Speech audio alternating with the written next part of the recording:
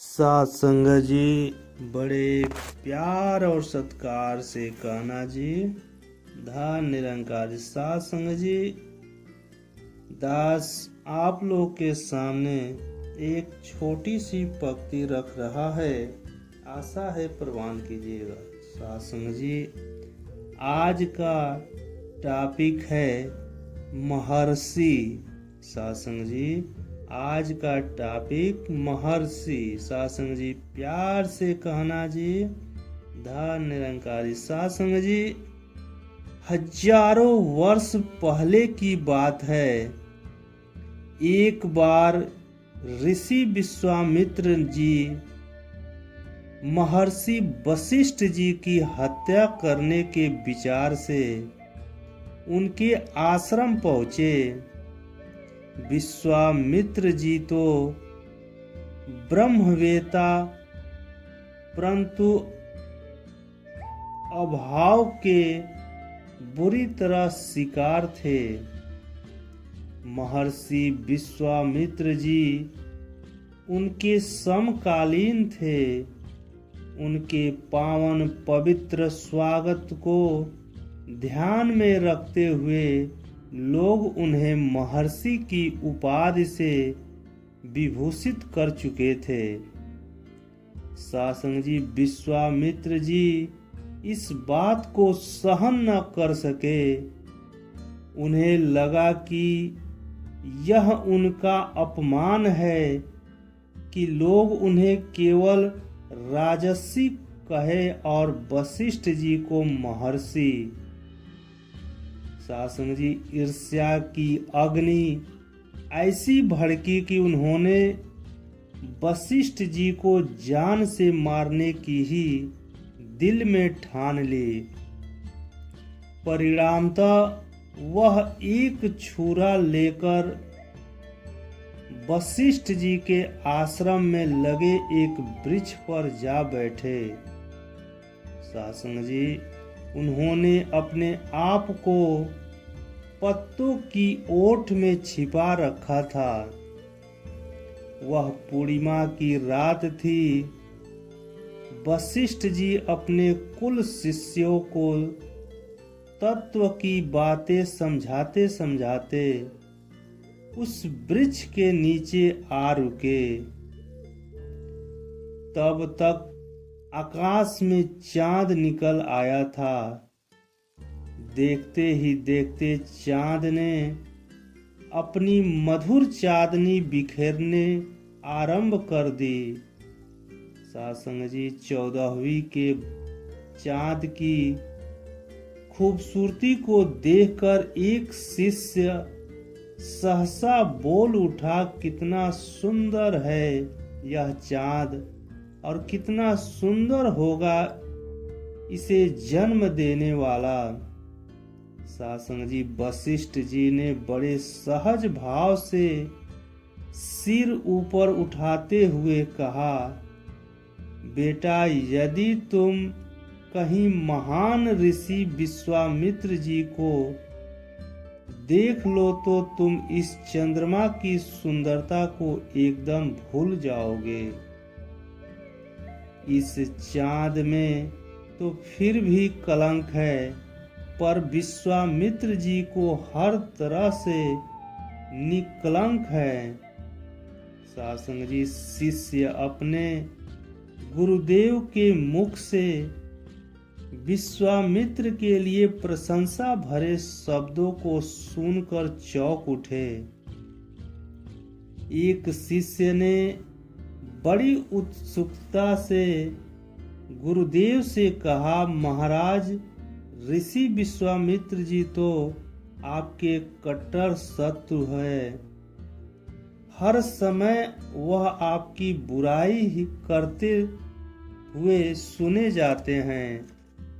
सत्संग जी गुरुदेव ने उसी सहज अवस्था में उत्तर देते हुए कहा, परंतु उनमें जो गुण है वे मुझसे कहीं अधिक है। वह महान विद्वान है। सच तो यह है कि यह हर तरफ से मुझसे श्रेष्ठ हैं।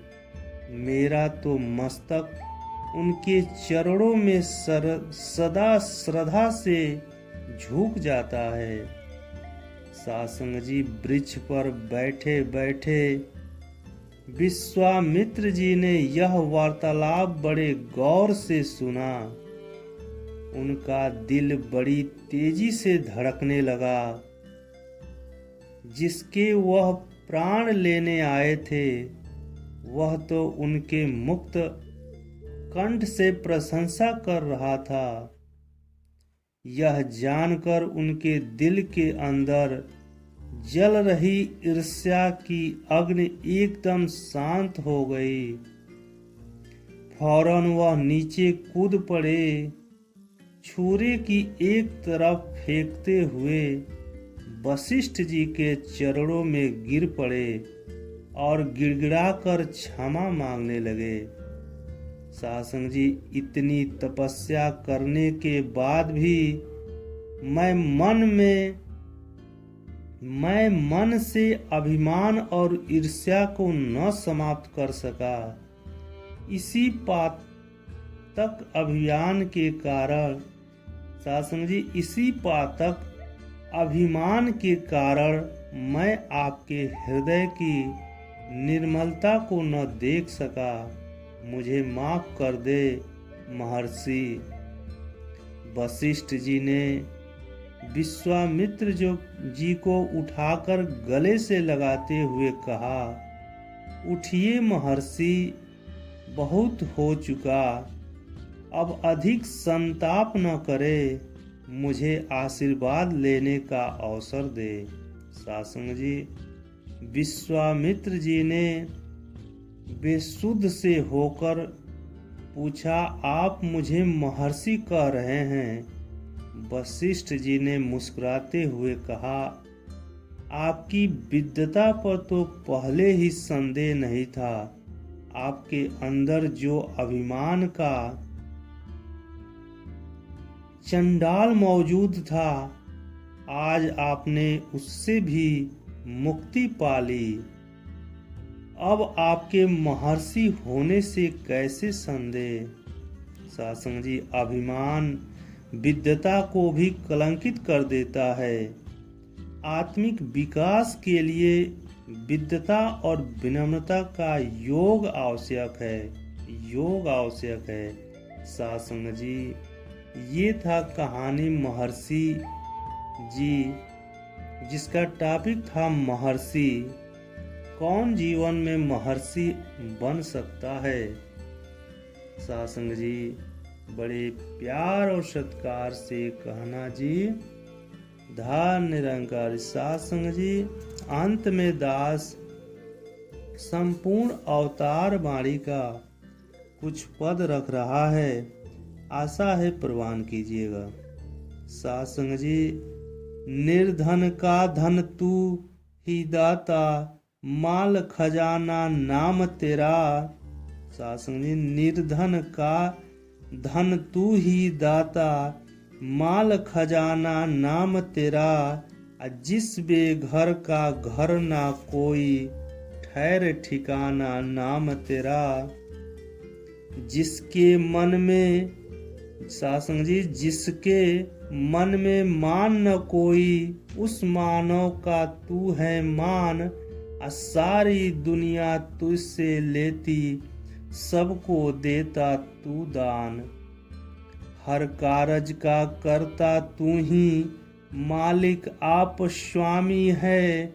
सबके दिल की जानने वाला तू ही अंतर्यामी है। अपनी हालत अपनी सीमा आप यही बस जान सके। जब हो इसकी अपनी मर्जी तब कोई पहचान सके। सिफ्त सलाघा करना तेरी मेरे बस की बात नहीं। यह अवतार गुरु की बख्शिश मेरी तो औकात नहीं, मेरी तो औकात नहीं। गुरु प्यारी साध संगत जी, बड़े प्यार और सत्कार से कहना जी, धन्य निरंकार जी।